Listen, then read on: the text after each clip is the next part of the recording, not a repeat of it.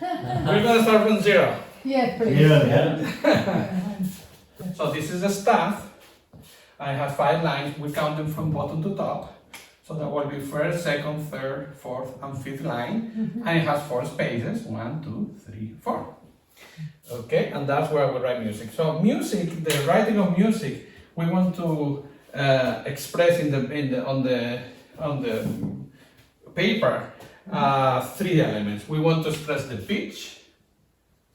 We're going to express the duration, or when to play, and we're going to express the dynamic, loud or soft. So those are the 3 things that we're going to write. The pitch is how high or how low the frequency. So in order for us to listen to hear anything, that something has to be vibrating, whether it's air or it's a string or it's the membrane of a speaker, something moves, put something in vibration. The more vibration, the faster the vibration, the higher the pitch. Right. And the lower the vibration, the lower the pitch. So low pitch, of course we know this. The low pitch are in the keyboard on the piano are, and the high pitch. Okay, it doesn't need to be a pianist to do that. Okay, so in writing, it's towards the bottom. It's going to be lower pitch, and going up, it's going to be higher pitch. So it makes sense. Okay, so we have, and we write these circles, right? So this will be a much lower pitch than this, because there are all these pitches. So that's always. That's always the case. Yeah. Always low pitch, lower on the staff, high pitch, higher on the staff. And then we have duration. And then we have dynamic. Let's go to the dynamic for a second, which is normally like the last thing that's explained, but this is very easy. We use certain Italian terms. We say forte, F, or mezzo forte, medium loud, piano, soft, pianissimo, very soft. So we write this with the on the bottom of the staff, and that indicates. Are there more, or is that all? There are more, but this is like the basics. Staccato and all We that. have fortissimo. What you're saying is staccato, accent, all that. Those are articulations. Right. How to, just like language, we can speak loud, or we can speak soft, or we can speak with accent. So that A will be accent. Brilliant, yeah. So in the music we have those, and we call that articulation. We have accent, we have tenuto, which is in Spanish is like subrayado, like underline, but it's just tenuto. In English it's tenuto. Those are ways of attacking the note, or how to play a single note. But in general, if we want to play, you see the score and it says FF, it means fortissimo, play very loud, and you see PT, pianissimo, very soft. So the piano is called originally pianoforte, because it is able to play both soft and loud. Ah, right. Wow. Before the piano, the keyboards were the harpsichords. They are not able to play loud or soft. No matter how you hit the loud, you hit it harder or softer, it's the same, because the strings are plucked. So it's a different technology. So there was a big improvement in the times of Beethoven, 1700s, 1750s, and Beethoven was an early adopter, and he started to write all these fortissimos and pianissimos. So that was about 18 something? Yeah, he was born in 1770, so we're talking 1800s, yeah. 1800. Oh. So That's anyway. incredible. I didn't know any of what you've already said. Yeah, okay. Like before Beethoven, Mozart writes some of these because, okay, if they're writing for violin, they were able to play loud and soft. But in keyboard, for instance, if you go a little bit further to Johann Sebastian Bach, Baroque, he doesn't write any of this. Because they were written for harpsichord. There is no loud or soft. If you wanted to play loud, you put more notes. It was only the harpsichord, basically, yeah? For keyboard, it was the no harpsichord. piano, yeah. No, no piano. So it was an invention on that time. But anyway, so that's dynamic. And the duration. How to express the duration or how, when to play and how long to have the note, to hold the note. So in order to do that, we came out, as musicians in writing, came up with the idea of a pulse. A pulse is to divide time in equal distances. Let's say, for example, a second. So every second is as long as the previous second. If we say the pulse is 1 second, we'll have a count, a hit, a count on one every second. And then based on this count, let's call that 1, the pulse is 1, then we are gonna say, okay, this note is 2 counts, this note is 1 count, this note is half a count. And we call these figures the length. So we have the note, the pitch is represented with the circle, and then we have the stem. We put the stem that is 2 counts. If we have one with no stem, it's 4 counts. If we have one with the stem and filled up, it's 1 count. And we have the same but with a little.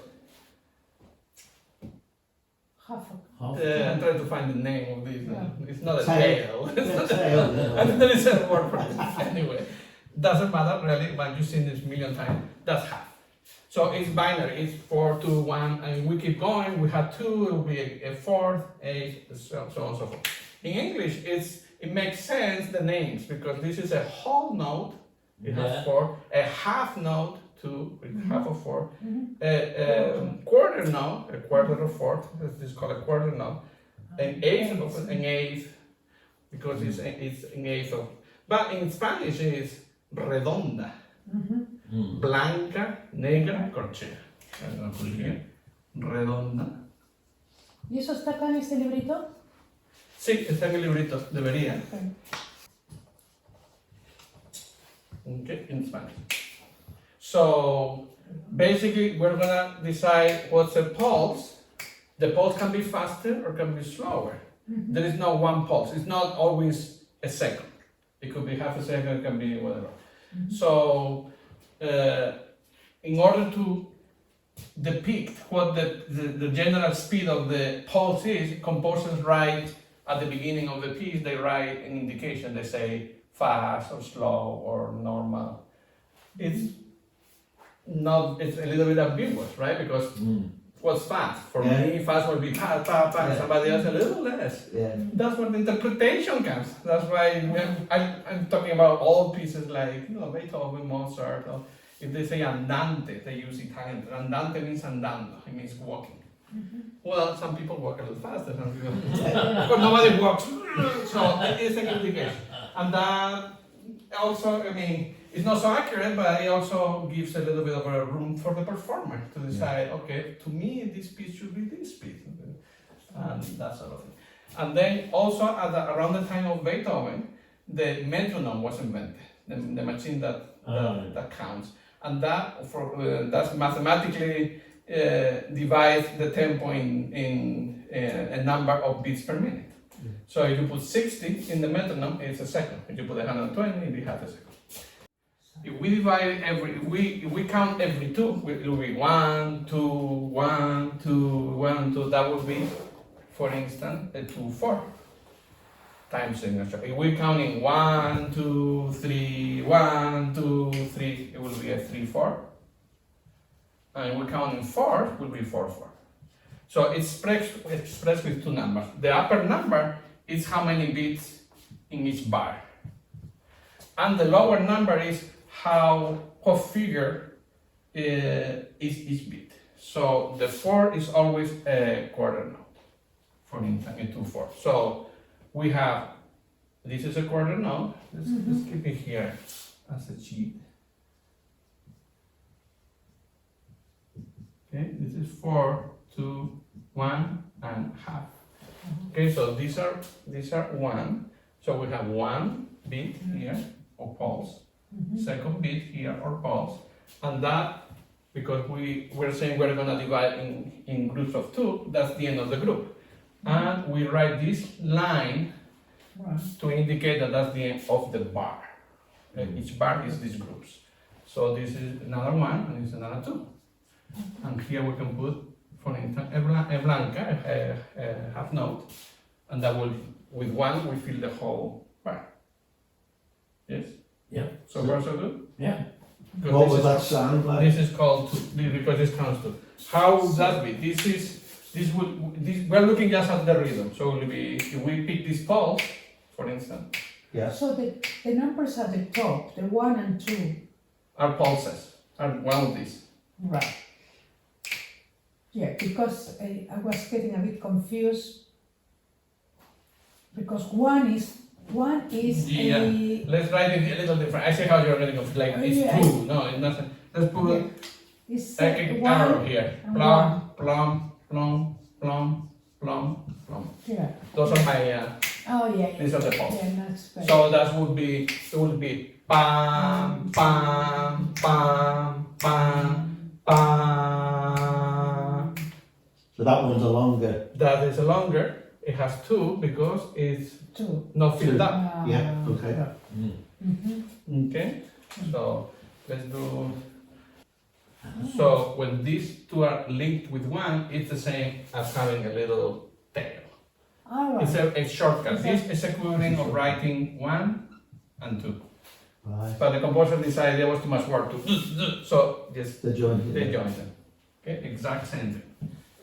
They mean exactly the same. It's a convenient. So the rhythm here, if we take this pulse, it will be something like pam, pam, pam, pam, pam. Wow. Yes? I never knew that. That's why we're here. Yeah. This is the basic rhythms. Yeah. Okay, the negra, the half note, the whole note, half note, quarter note, and eighth note. So what's really important from our as performers and reading the music is to understand where the pulse is. Yeah. We pick the pulse and we stick with that. Because if we change the pulse, then the rhythm is deformed.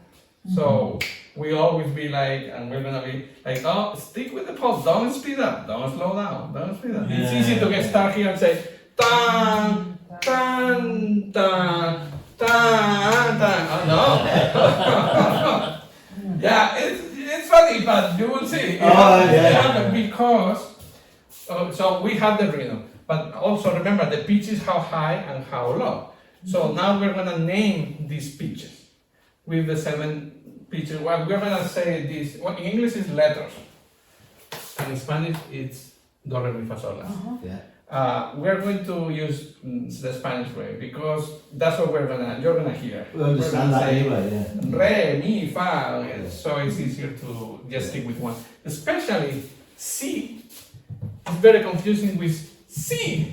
So it happens all the time. If I'm talking to my wife, it's like, C, what C? No, en español. We're like, stick with C with Spanish. C is C. This one, okay? So we're gonna call, we're gonna use the solfege, this do, re, mi, fa, sol, la. And how do we map this do to these notes? There is a sign that is called the clef. The clef defines the names of the pitches within the staff.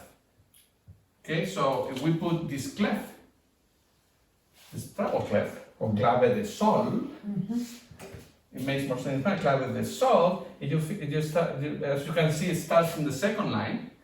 It means that this note is called sol. So why is this called sol? Because this is in front of it, this clef.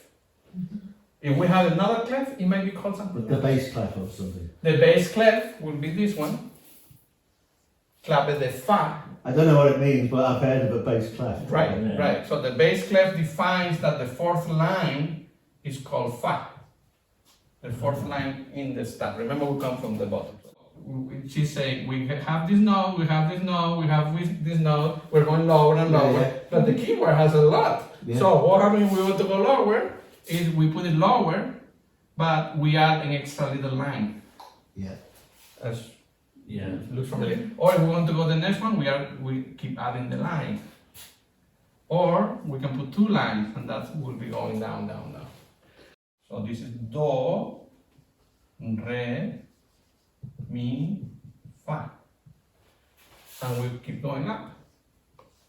We continue with the sequence. La, si. And when we run out of no, we start all over. So this is another do. Ah. So it's always the same. And we call this the different octave. So this do is in this octave, and this do is in the next octave. Octave because it's 8. 8. 1, 2, 3, 4, 5, 6, 7, 8.